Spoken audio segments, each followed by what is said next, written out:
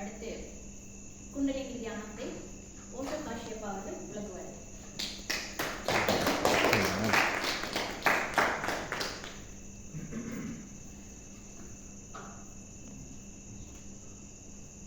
Osho meditation தியானங்கள் அந்த மாதிரி விஷயங்கள்லாம் கேள்விப்படுறதுக்கு முன்னாடியே குண்டலிங்கிற ஒரு வார்த்தையை எல்லாருமே கேள்விப்படுறாங்க. ஏன்னா அது ஒரு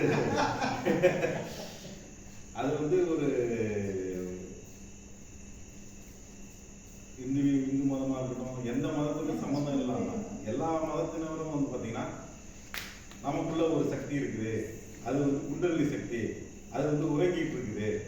அதை நம்ம இடங்களை பிங்களை அதாவது அந்த வழியாக மேலே ஏற்றணும். அது மேலே ஏற்றும்போது சரசாரம் வரும்போது 7வது ஸ்டேஜ் வரும்போது நம்ம மோட்சம் அடைஞ்சிடலாம். ஸோ இதெல்லாம் நிறைய கேள்விப்பட்டிருக்கிறோம்.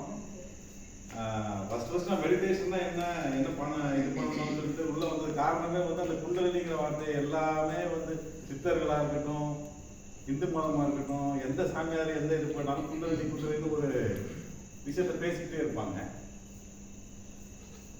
அப்புறம் எனக்கு 2005 ஓஷோட 2004 ஓஷோட புக்ஸ் இதெல்லாம் படிக்க வரும்போது பார்த்தீங்கன்னா இது ஒரு சில ஆக்டிவ் மெடிடேஷன்ஸ் இருக்குது, பேசிவ் மெடிடேஷன்ஸ் இருக்குது. அவர் பார்த்தீங்கன்னா உலகத்தில் எத்தனை மைண்ட் இருக்கோ அத்தனை மைண்டுக்கும் ஒரு மெடிடேஷன் டெக்னிக்ஸை கொடுத்துருக்கிறவர் நம்ம ஓஷோ.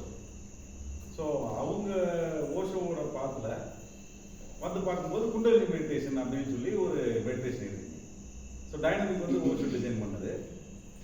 இந்த குண்டலினிங்கிறது மற்றவங்க எல்லாரும் வெளியில் எக்ஸ்பிரஸ் பண்ணுறது, வெளியில் அவங்க சொல்கிறது, அவங்க அதுக்காக தான் போராடுறாங்க. இப்போ விவேகானந்தர் பேசியிருக்கிறாருங்க ராஜயோகத்தில் பிராணன், அதுக்கப்புறம் பிராணனை கரெக்டாக நம்ம ஃபாலோ பண்ணணும், மூச்சு அதை கரெக்டாக ஃபாலோ பண்ணால் சித்து பிராணனை, அதுக்கப்புறம் அதை கரெக்டாக ஃபாலோ பண்ணி வந்தோம்னா நிர்விகல்ப சமாதி, அதுக்கப்புறம் அதையும் மேலே கொண்டு வந்தோம்னா நிர்பீஜ சமாதி. ஸோ இந்த மாதிரி பார்த்தீங்கன்னா எல்லாமே ஒரு பயங்கரமான ஒரு எக்ஸ்பிளனேஷன்ஸு எல்லாமே பார்த்தீங்கன்னா எவ்வளோ நாள் ஆகும், இதெல்லாம் செய்யறதுக்கு எவ்வளோ நாள் ஆகும்னா ஒரு முனிவர் 800 வருஷம் வாழ்ந்தாரு, ஒரு முனிவர் 3000 வருஷம் வாழ்ந்தாரு, ஒரு முனிவர் 300 வருஷம் வாழ்ந்தாரு. ஸோ இதெல்லாம் பண்ணி தான் நாங்கள் தியானம் எடுத்துக்கிட்டோம். எல்லாம் புத்து முளைச்சிடும் உட்காந்து நம்ம தியானம் பண்ணோம்னா, தாடி முளைச்சிடும், எல்லாம் கழிவு அந்த ஏகப்பட்ட யுகங்கள் கடந்து போயிடும். அதுக்கப்புறம் தான் நமக்கு அந்த இது விஷயம் சித்தியாகும் அப்படிலாம் நிறைய பேர் சொல்லுவாங்க. நிறைய பேர்கிட்ட போய் எல்லாத்துக்கும் யார் யாரெல்லாம் தியானம்னு சொல்கிறாங்களோ, யார் யாரெல்லாம் ஒரு குண்டலினி சக்தி ஒரு சித்தர்கள் அப்படின்னு சொல்கிறாங்களோ எல்லாத்தையுமே போய் பார்த்தோங்க. கோயிலில் போய் பார்த்தோம், யார் யாரெல்லாம் என்னென்ன சொல்கிறாங்களோ எல்லாம் ஃபாலோ பண்ணோம். அதுக்கப்புறம் பார்த்தீங்கன்னா okay finally come to the destination Osho. So ஓஷோப்பில் வந்தாச்சு. ஓஷோப்பில் வந்தோடனே first active meditation, dynamic meditation அப்படின்னு. இது டைனமிக் மெடிடேஷன். சரி ஓகே டைனமிக் மெடிடேஷன் எல்லாம் மெடிடேஷன் தான், நம்ம போய் பண்ணுவோம்னு சொல்லிட்டு இனிஷியல் ஸ்டேஜில் உள்ளே போய் பண்ணும்போது பார்த்தீங்கன்னா அந்த பூலாம் குதிக்கும் போது நான் உட்காந்து நான் பார்த்துட்டு இருப்பேங்க எப்படி குதிச்சுட்டு இருக்காங்க அப்படின்னு. ஏன்னா என்னால் ஒரு 2 தடவை 3 தடவை குதிச்சோடனே முழங்கால் வலி எடுத்து கீழே உட்காந்துருந்தாங்க. ஓ இவ்வளோ ஆக்டிவாக பண்ணணும், இவ்வளோ மெடிடேஷன்ஸ் பண்ணணும், இதெல்லாம் குண்டலினி சக்தி எழுந்திருக்கீங்களா? சரி இப்போ இதுவும் என்னன்னா அவர் செக்ஸ் சென்டரை ஹிட் பண்ணுறோம், அதுலேருந்து சக்தி மேலே எழுப்பது எல்லாமே சொல்கிறாரு, ஓஷோ சொல்கிறாரு. சரி ஓகே அது பார்த்தீங்கன்னா ரொம்ப டைனமிக்காக, ரொம்ப உடம்பு பாடி என்ன சொல்கிறது ஓரளவுக்கு ஃபிட்டாக இருக்கிறவங்களால இனிஷியல் ஸ்டேஜஸில் உள்ளே போக முடியும். அதுக்கப்புறம் அதை மேலே கொண்டு போக முடியும்.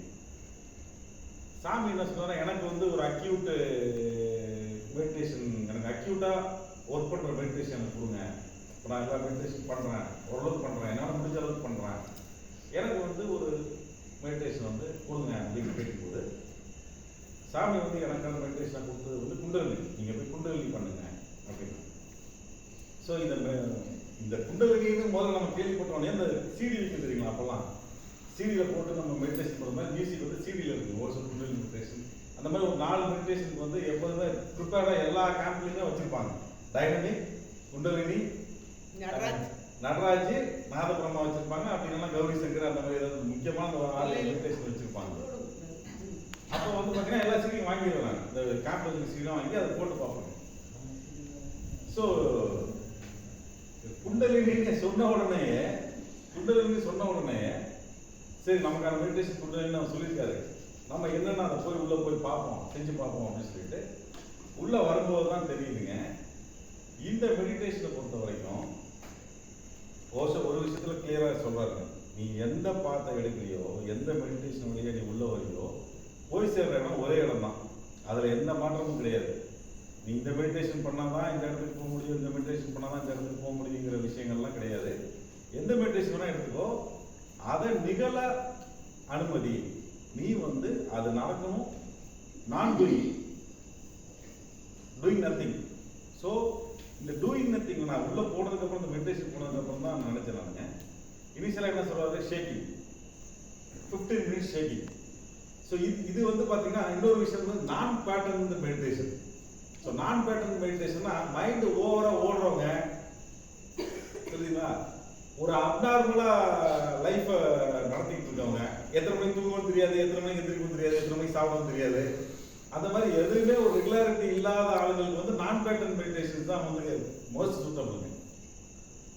ஜிப்ரிஷு, குண்டலினி, அந்த மாதிரி பேட்டர்ன் மெடிடேஷன்னா நீங்கள் 5 மணிக்கு காலைல 5 மணிக்கு எந்திரிச்சு குளிச்சுட்டு ரெடியாகி எல்லாம் ஃப்ரெஷ்அப் பண்ணிட்டு 6 மணிக்கு வந்து மெடிடேஷன் பண்ணோம்.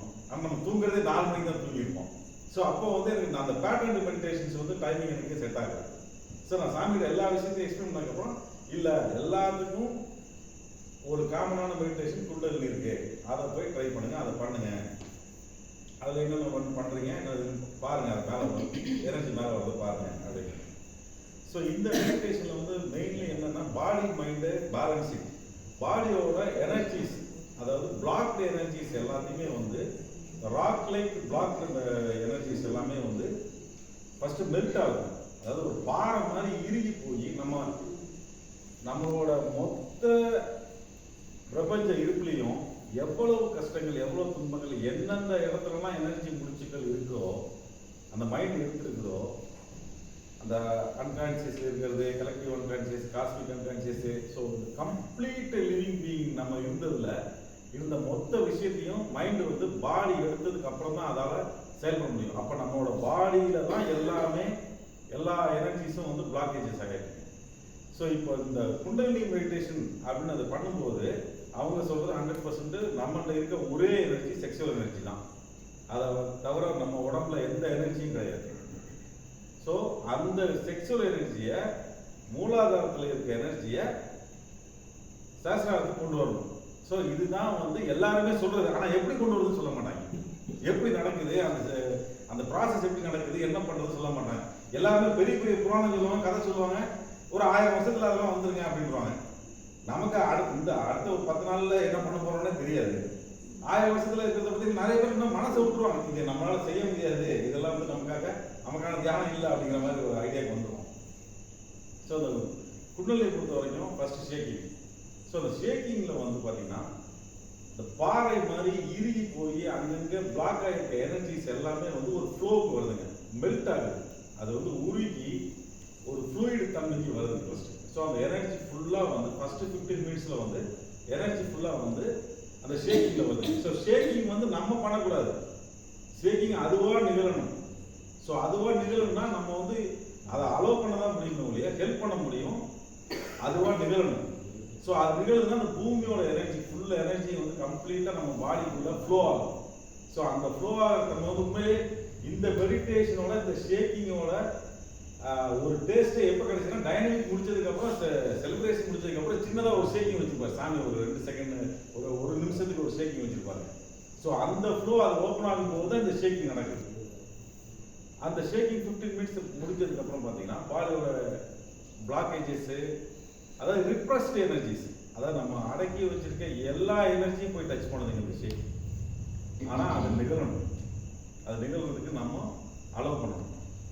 ரெண்டாவது, அடுத்த இந்த எனர்ஜி டெவலப் ஆனதை, மேலே எனர்ஜி நம்ம பாடி ஃபுல்லாக டெவலப் ஆனது, எங்கெங்கெல்லாம் பிளாக்கேஜ் இருந்ததோ எல்லாத்தையும் நம்ம மெல்ட் பண்ணி வச்சிருக்கிறத வந்து ஒரு செலிப்ரேஷன் மூலிமா ஒரு ஃப்ளோவுக்கு கொண்டு வரோம். அதுதான் அடுத்த 15 மினிட்ஸ் டான்ஸிங். அந்த அந்த மூணாவது 15 மினிட்ஸ்ல வந்து பாத்தீங்கன்னா ஒரு ஒரு மியூசிக் வருதுங்க. அந்த மியூசிக்ல வந்து நம்ம சைலண்ட் சிட்டிங்கு, அதுல வந்து எனர்ஜி வந்து மேல எழுப்புது, மூலாதாரத்துல இருந்து சராசரம் வந்து மேல எழுப்புது. இப்போ இது வந்து பாத்தீங்கன்னா ஒரு சென்டரோட ஃப்ரீக்வன்சியும் அந்த மெடிடேஷன் மியூசிக்ல இருக்கு. அதை கரெக்டா நம்ம ரொம்ப விட்னஸிங்கோட பார்க்கும்போது அந்த விஷயம் தெரியுதுங்க. அடுத்தது சைலன்ஸ். ஸோ நான் உள்ள போய் பார்த்ததுல எனக்கு கொடுத்த மெடிடேஷன்ல இது வந்து ரொம்ப என்ன சொல்றேங்க, ஒரு நல்ல ஸ்ட்ராங்கான மெடிடேஷன். யார் வேணாலும் செய்யலாம், எந்த டைமிங்ல வேணாலும் செய்யலாம். வயிறு சாப்பிட்டு ஒரு 2 மணி நேரம் ஆயிடும், இந்த எம்டியா இருந்தால் போதுங்க. No more conditions, no more pattern. இத்தனை மணிக்கு எந்திரிக்கணும், இத்தனை மணிக்கு பண்ணணும், இந்த மாதிரி எந்த ஒரு விஷயமும் இல்லாம உங்களை டைரக்டா கொண்டு போய் அந்த இடத்துக்கு உட்கார வைக்க முடியும்னா குண்டலினி மெடிடேஷன் தான். ஸோ அதுல வந்து